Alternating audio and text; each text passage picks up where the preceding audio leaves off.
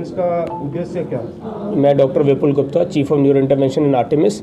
हमने रखा है जी अवगत कराने के लिए कि एक ड्रिप एंड शिप मेथड या नेटवर्क ऑफ हॉस्पिटल कैसे डेवलप करा जाते हैं ताकि हम स्ट्रोक जैसे बीमारी को ट्रीट कर सकें, रिवर्स कर सकें। अगर मरीज पहले कुछ घंटों में आ जाए, 6 से 8 घंटे में आ जाए, तो हम स्ट्रोक को रिवर्स कर सकते हैं। या तो एक इंजेक्शन दे सकते हैं जो कि पेरिफेरल हॉस्पिटल में दे दिया जाता है, पर उसका मोर इफेक्टिव ट्रीटमेंट होता है मैकेनिकल थ्रोम्बेक्टमी। दैट मीन्स हम खून की नली के अंदर जाके उस नली का क्लॉट निकाल के ब्रेन का फ्लो दोबारा से चालू कर देते हैं। इसको कहा जाता है मैकेनिकल थ्रोम्बेक्टमी। तो पेशेंट को वहाँ पे ड्रिप लगा के, इंजेक्शन लगा के हमारे स्ट्रोक सेंटर जो आर्टेमिस हॉस्पिटल है उसके यहाँ शिफ्ट कर दिया जाता है और यहाँ पे हम थ्रोम्बेक्टमी कर देते हैं। इस मेथड को ड्रिप एंड शिफ्ट मेथड कहते हैं और आर्टेमिस ने ऐसे नेटवर्क ऑफ हॉस्पिटल से टाई अप कर लिया है ताकि हम मरीज का ट्रीटमेंट पेरिफेरल हॉस्पिटल से एक तरह से चालू कर देते हैं कि वहाँ पे आप इंजेक्शन दीजिए, शिफ्ट करिए, और हमारा यहाँ आते ही हम नली को खोल के स्ट्रोक को रिवर्स कर लेते हैं। तो कितने मरीजों को ट्रीट कर चुके हैं? दी थ्रोम्बेक्टमी तो हम कम से कम 300-400 मरीज की हम लोग कर ही चुके हैं। एंड हमारा सेंटर नोन है as a stroke centre. World में क्राइटेरिया होता है कि स्ट्रोक सेंटर का मतलब क्या है। तो आर्टेमिस हॉस्पिटल इकलौता हॉस्पिटल है जिसमें 3 डेडिकेटेड न्यूरो इंटरवेंशनिस्ट हैं, 6 लोगों की टीम है। दैट मीन्स हम 24 घंटे स्ट्रोक का इंटरवेंशन, इमरजेंसी ट्रीटमेंट की पूरी कवरेज दे पाते हैं। कितना खर्चा आ जाता है इस प्रक्रिया में? देखिए, इस प्रक्रिया में करीब जो आईवी थ्रोम्बोलिसिस है उसमें करीब 40 से 50 हज़ार में भी हो जाती है। जो थ्रोम्बेक्टमी है उसमें 2 से 3 लाख का खर्चा आता है। सर, इसमें कितने टाइम में मरीज को आराम मिल जाता है? कितने टाइम में हॉस्पिटल में मरीज पहुंचना चाहिए ऐसी स्थिति में? देखिए, जितना जल्दी मरीज आएगा उतना बेटर चांस है। 6 से 8 घंटे तक तो काफ़ी मरीजों को बेनिफिट होने का चांस होता है। कुछ मरीज होते हैं जो 24 घंटे भी, पर चांसेस आपके बेनिफिट होने के घटते चले जाते हैं। हम लोग ना एक इमेजिंग करते हैं, जो हर मरीज का नहीं करते। इमेजिंग करके देखते हैं अगर डैमेज छोटी है और नली बड़ी बंद है तो हम जानते हैं कि इसका करने से फ़ायदा होगा। तो जितना जल्दी आएगा मरीज उतना जल्दी उसको फ़ायदा होने का चांस होता है। पर 6 से 8 घंटे में आए, कोशिश करनी ही करनी है। रिसेंटली मैंने काफ़ी स्ट्रोक्स यंगर मरीज में देखने लगा and one of the main reasons मुझे लग रहा है कि फूड प्रैक्टिसेस चेंज हुआ। दूसरा, मैं स्क्रीन टाइम जो है काफ़ी लंबा हो गया। सो ये बोला गया कि दिन में 2 घंटे के ऊपर स्क्रीन में हम रहेंगे देन 20% रिस्क बढ़ता है स्ट्रोक का every hour you spend on the screen.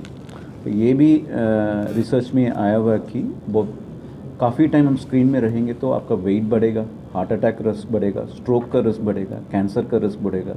Also mental changes आएगा, साइकोलॉजिकल डिस्टर्बेंस आया था, स्ट्रेस आ जाता है। So all of these are put to the screen time. दूसरा, जैसा मैंने बोला, फूड इम्पॉर्टेंट है। मेडिटेरेनियन फूड एक फूड है जहाँ पे मरीज़ का स्ट्रोक रिस्क कम हो जाता है। इसमें क्या होता है, फ्रूट्स एंड वेजिटेबल्स काफ़ी खाना है एंड जो फिश में एम्फेसिस है, certain oils like olive oil, flaxseed oil, nuts, ये सारे खाने में स्ट्रोक रिस्क कम होता है। तीसरा ये बोलूँगा, हाइपरटेंशन, ब्लड प्रेशर जो है अर्ली आने शुरू हो गया एंड आप पेशेंट को पता नहीं रहेगा कि उसका ब्लड प्रेशर आ रहा है जब तक चेक नहीं करेंगे। सो इम्पॉर्टेंट मैसेज है कि आप ब्लड प्रेशर चेक करिए, एटलीस्ट एनुअली ट्वाइस आप चेक करना चाहिए। ब्लड प्रेशर 140/90 के ऊपर है देन आप नियरेस्ट फिजिशियन को दिखा दीजिए। यंग मरीज है तो कई सारे टेस्ट करना पड़ता है किस वजह ये ब्लड प्रेशर बढ़ रहा है। 40 ईयर्स के ऊपर है तो इसको एसेंशियल हाइपरटेंशन बोलेंगे, उसके दवाई चालू करना पड़ेगा।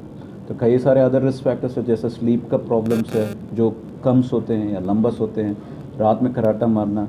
सो ये सारे स्ट्रोक का रिस्क बढ़ जाता है। So we will have to address all of this. So diet, lifestyle changes करेंगे तो 80% स्ट्रोक रिस्क हम कम कर सकते हैं। Thank you sir. नाम तो ये अभी ना इनका मैं वैसे बता दूँ क्योंकि स्पीच एरिया में सबसे ज़्यादा थी। तो अभी 1-2 महीने हुए हैं तो हाथ पैर तिरकर स्पीच में रिकवरी अब स्टार्ट हुई है। तो बोलने में फ्लुएंसी भी नहीं आई, चलना फिरना शुरू हो गया, which a time that will happen. आप अपना इनको कोई डेफिनेशन बता दीजिए, कहाँ से आए थे, कैसे? ये इनका जी मिस्टर संगीत हैं, ये रोहतक में, ये रोहतक में रहते हैं। वहाँ पे इनको मेजर स्ट्रोक हुआ, ब्रेन की लेफ्ट साइड की नली पूरी बंद थी।